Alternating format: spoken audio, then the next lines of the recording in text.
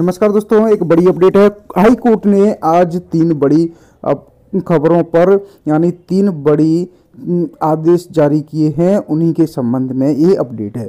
तो दोस्तों, कोर्ट ने तीन बड़ी खबरों और दो कर्मचारियों से जुड़ी हैं। एक आरक्षण से यानी युवाओं से जुड़ी है। जो अभ्यर्थी सिलेक्शन तो हो गया उनका परीक्षा में, लेकिन आरक्षण की वजह से उन्हें नियुक्ति नहीं मिल पाई है। पूरी जानकारी आपको इस वीडियो में मिल जाएगी। तीनों खबरों के बारे में डिटेल में बात करते हैं। तो चलिए दोस्तों, हमारे चैनल को फटाफट सब्सक्राइब कर लीजिए और आपको अपडेट दे देते हैं। तो दोस्तों, जबलपुर में हाई कोर्ट ने राज्य शासन से पूछा है कि वह ओबीसी वर्ग को 27% आरक्षण देने के अपने बनाए कानून को लागू क्यों नहीं करना चाहती। कोर्ट में बुधवार को उन याचिकाओं पर सुनवाई हुई जिनमें विभिन्न भर्तियों में सरकार ने 13% पद होल्ड किए जाने को चुनौती दी गई है। ओबीसी व ईडब्ल्यूएस उम्मीदवारों की इस मामले में करीब 300 याचिकाएं लंबित हैं और कोर्ट ने अलग अलग याचिकाओं को लिंक कर एक साथ सुनवाई के निर्देश दिए हैं। अगली सुनवाई 9 दिसंबर को होगी, यानी कि अगली डेट 9 दिसंबर दे दी गई है इस मामले में। टीकमगढ़ की निकिता सिंह व अन्य की ओर से अधिवक्ता रामेश्वर सिंह ठाकुर ने पक्ष रखा है। उन्होंने दलील दी कि ओबीसी को 27% आरक्षण के कानून पर कोई रोक नहीं है। तो दोस्तों, ऐसा बताया गया है। आपको पूरी अपडेट दे देते हैं इस मामले की। तो दोस्तों, उन्होंने दलील तो रख दी, अब आपको पूरी जानकारी बता देते हैं दोनों पक्षों की।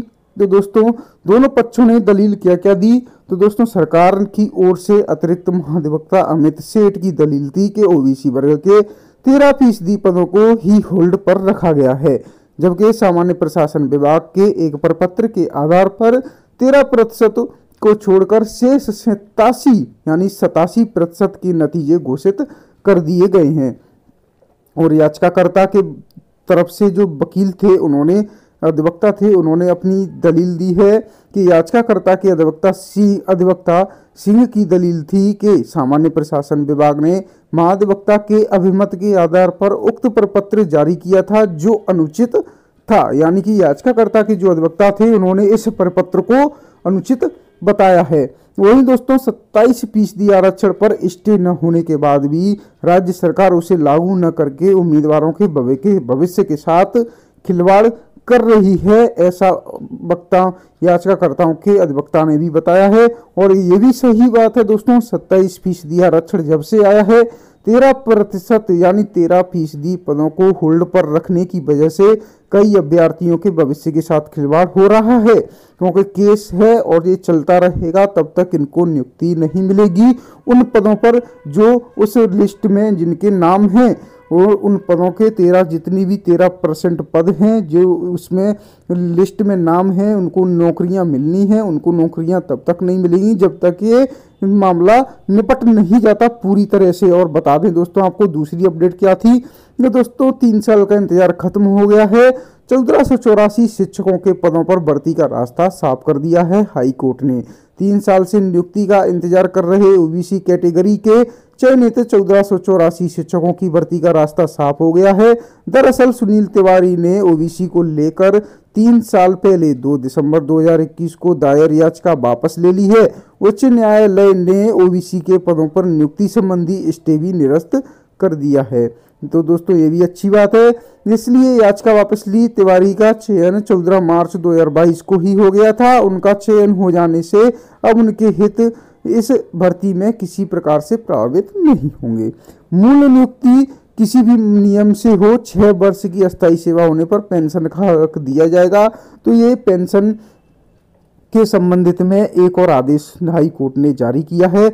मध्य प्रदेश हाई कोर्ट ने इस मामले में कहा कि सेवानिवृत्ति से पूर्व 6 वर्ष की अस्थायी सेवा पूरी करने पर कर्मचारी पेंशन नियम के दायरे में आएगा। वह पेंशन का हकदार होगा, भले ही उसकी मूल नियुक्ति भर्ती के नियम के तहत नहीं हुई हो। कोर्ट ने सरकार की उस अपील को निरस्त कर दिया जो एकल पीठ के आदेश के विरुद्ध दायर की गई थी। शहडोल निवासी अशोक कुमार यादव ने याचिका दायर की थी। उन्होंने बताया कि मूल रूप से नियुक्ति 1979 में दैनिक वेतन भोगी के रूप में हुई थी। वर्ष 1998 में अस्थायी स्थापना कार ड्राइवर के रूप में नियुक्ति दी गई। 2023 में सेवानिवृत्ति हुए और पूर्व में एकल फीट ने भी कहा था कि अशोक को ड्राइवर के नियमित पद के अनुरूप वेतनमान मिला, इसलिए वह पेंशन का हकदार है।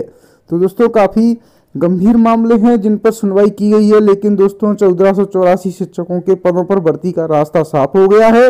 3 साल बाद हुआ है इस मामले में ये रास्ता, जो 1484 शिक्षक है उनको 3 साल बाद इनका इंतजार खत्म हुआ है। लेकिन दोस्तों जो 13% पद 27% आरक्षण के कारण होल्ड पर रख दिए हैं, उनकी अभी पता नहीं क्या अपडेट आएगा। 9 तारीख लगी है, 9 दिसंबर को देखते हैं क्या फैसला आता है, आपको बता दिया जाएगा हमारे चैनल के द्वारा। बने रहे हमारे यूट्यूब चैनल पर, ऐसे ही हमारे चैनल को सब्सक्राइब जरूर कर लें। मिलते हैं आपसे नेक्स्ट अपडेट लेकर।